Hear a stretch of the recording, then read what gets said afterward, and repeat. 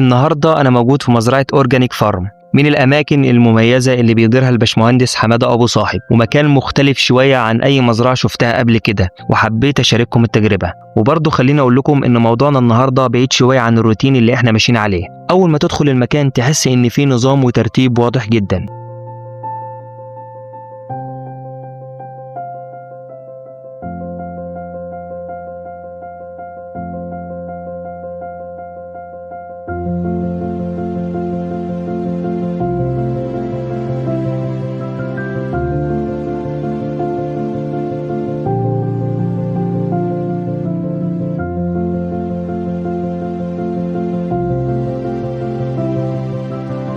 أول فاكهة معانا النهارده هي فاكهة الدراجون فروت.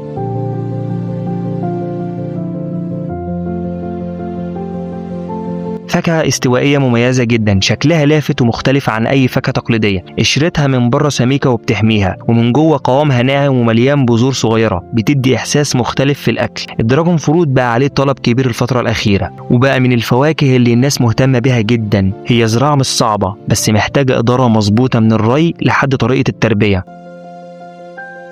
جربتها النهارده مع الباشمهندس حمادة أبو صاحب، والتجربة كانت مختلفة فعلا، والطعم كان مختلف خالص، أوضح وأنضف بشكل ملحوظ.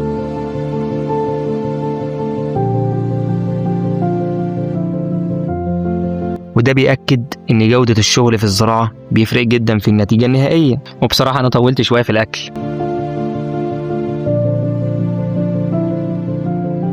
نيجي بقى للبلاك بيري، وده اللي احنا مركزين عليه هنا.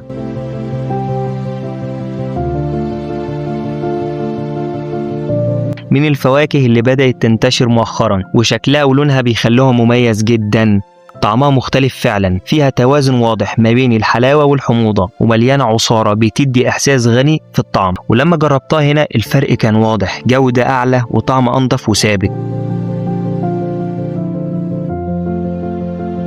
وكمان متوفر في المزرعة شتلات دراجون فروت بجميع أنواعه وأصنافه، وشتلات بلاك بيري، وشتلات راسبيري، وشتلات باشون فروت، وشتلات توت أسباني. لو بتفكر تبدأ مشروع زي ده لازم تبقى فاهم إنك محتاج نظام وإدارة صح. لو ما عندكش خبرة كافية الأفضل تشتغل مع حد متخصص. ولو حابب تبدأ تقدر تتواصل مع الباشمهندس حمادة أبو صاحب ويديلك كل التفاصيل عن الموضوع. والسلام عليكم ورحمة الله وبركاته.